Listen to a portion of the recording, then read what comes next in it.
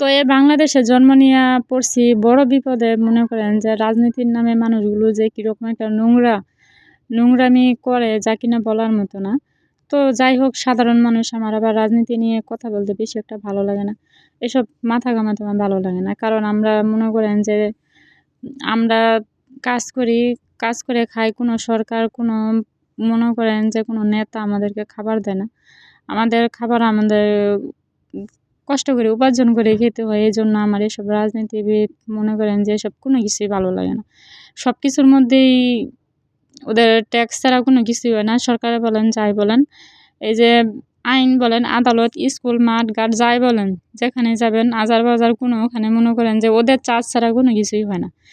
এসব ভালোভাবে মনে করেন কাটা দেখা এসব হয়ে গেছে অলরেডি। আমি মনে করি যে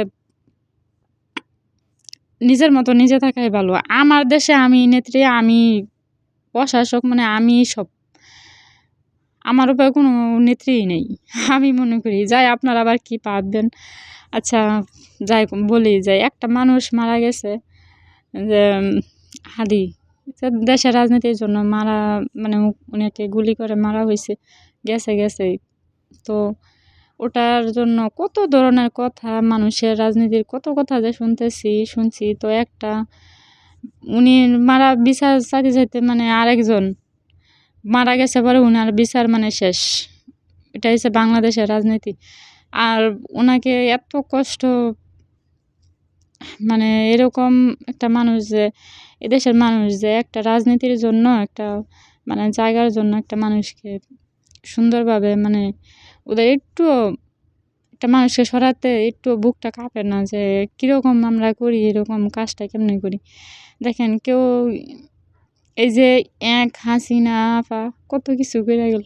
এক হাসিনা আপা, খালেদা আপারে কত কিছু কইরা জেল খাটাইয়া দেশ, মানে নিজে ওনার অসুস্থ বানায় উনি এখন মৃত, মানে মারা গেছেন।